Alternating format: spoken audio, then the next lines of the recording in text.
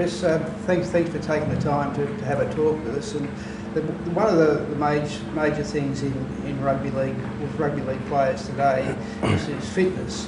And there's various parts of fitness. There's vascular fitness training, there's strength and conditioning training. There's also another part of the game which is the flexibility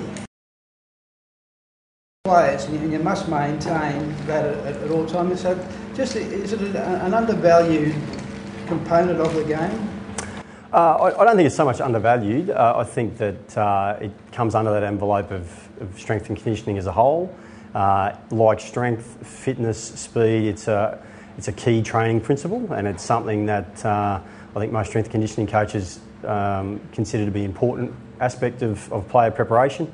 I don't think it's undervalued. I think that when it gets to the busy times of the season and priorities sometimes shift towards perhaps more skill-related activities during the season, and in the rush to get things done every week-to-week type things, then it can be neglected. Probably that more so than being completely sort of not considered important.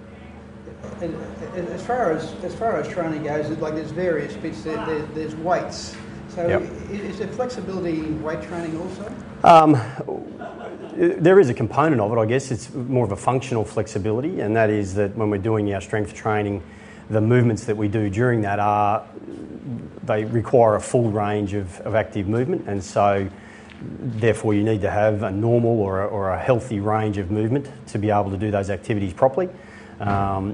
If you're lacking flexibility, then that will come through in terms of the exercises that you can do. So I think that you probably don't get flexible. You don't get flexible from your weight training, but being flexible or having good flexibility is necessary to be able to train properly. So other parts of it is that the explosive action that rugby league players need. Yep. That's where flexibility does come in there. Oh, I think it's all. Yeah, I don't think it's not isolated. I think all of these things work in together, and you need to have. When we say good flexibility, it's probably a bit of a misnomer. I think you need to have a normal or a functional range of movement, and that is that you can't have any limitations to the range of movement being flexibility. So absolutely, you need to have good or a normal range of movement to be able to conduct any of those activities in terms of explosiveness and power, whether it be jumping, sprinting, whatever it might be. You need to have all of those together.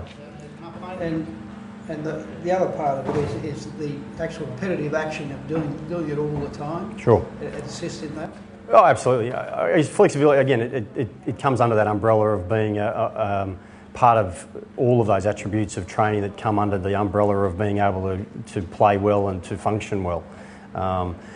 You wouldn't get a repetitive flexibility. That would come under more of a fatigue type of element. Once a muscle gets fatigued, players might get into a compromised movement sort of pattern, and that may look like they get limited range, but their flexibility wouldn't be compromised in that environment.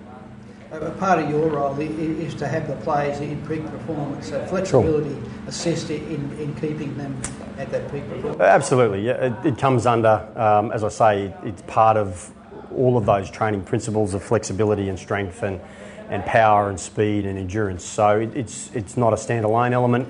It becomes encompassed within everything that we do, and absolutely we do it on a daily basis. So just talking about flexibility, it does cover a whole lot of body motions, doesn't Sure. it? It's just not one. So just tell us. Well, we primarily look for players to have a good dynamic range of movement, and that is that dynamic meaning there's a muscle action, so there's a muscle contraction, and so in practical terms, you'll see players doing leg swing type movements, on different angles and that sort of thing. So it's an active. Fairly low intensity, active move of each limb through a full range of movement. That's the crux of everything that we do flexibility wise.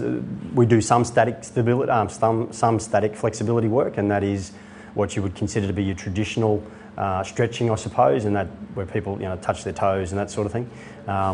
That's more of an element of flexibility that we work on. Post-training, when players are already warmed up, they've got good blood flow to the muscles, and so there's an opportunity there to improve their flexibility. And then there's ballistic flexibility, or probably another term that you might have heard of, which is more of that repeated short range bouncing type movement. We do elements of that in our warm-up and as a preparatory type of movement to go and then do explosive jumping, running, etc. So the rugby league season, that's a long while. It starts, Sure. So you start training in November and it goes right through. So is there a gradual build-up to the flexibility program from the start of the year? Are they doing different things at the end of the year?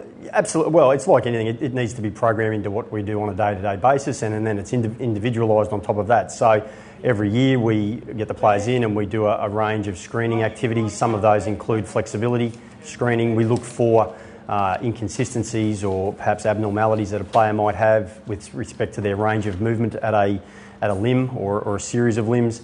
And then we identify what the problem might be, and then part of correcting some of those inadequacies can be to include some flexibility work. That will change like any program with our strength training program that changes every 4 weeks or so. So flexibility doesn't change that regularly. We do about every 6 weeks. We look for about 6 weeks to get some improvement in terms of whatever the range of movement is that we're looking for. But it's different. It's more variable. I guess variable is probably the word more so than different. Variation is a very key element of our training, and so our flexibility, like everything else, is varied. Players are given a set of stretches, if you will, that they're required to do pre-training, whether that be field training, pre-weight training, and then post-training for weights, field training, whatever it might be. So it evolves, I guess, is probably the term over the course of the season. So every session, the boys have a flexibility section to start off with and to finish down also. Yeah, pretty much. When we're doing our field training, that we do a dynamic warm-up, which includes those dynamic stretches, more active movement, and then after field training sessions, we do a warm-down, and part of that warm-down is some static type of movement stretches. In the gym, again, we do a warm-up, and our warm-up routine includes some activities that are specific to the individual, and they include, I guess you'd call them flexibility type activities. They're more dynamic warm-up-y movements. And then after weights, we do a standalone flexibility session that works on specific, inadequacies that players might have in hamstring, calf, quad strength, stretch, flexibility, whatever it might be. So in saying that you have different programs for different players, like the forwards and the backs are completely different shapes of players. Do they? Absolutely. Yeah, they will. They all have the same makeups though. They all have hamstrings and calves and everything else, and the requirements of being able to run are the same, regardless of what their body shape may be. Their musculoskeletal makeup is the same, and so a prop needs to stretch his hamstrings just as much as a halfback does. So they will do pretty much identical stretches. We have a range of stretches that we use, and they'll all do pretty similar ones. But again, it's more dependent on what they need, more so than what we have available to us. So a winger might have tight hamstrings just as much as a prop would. So in that case, they would do similar stretches.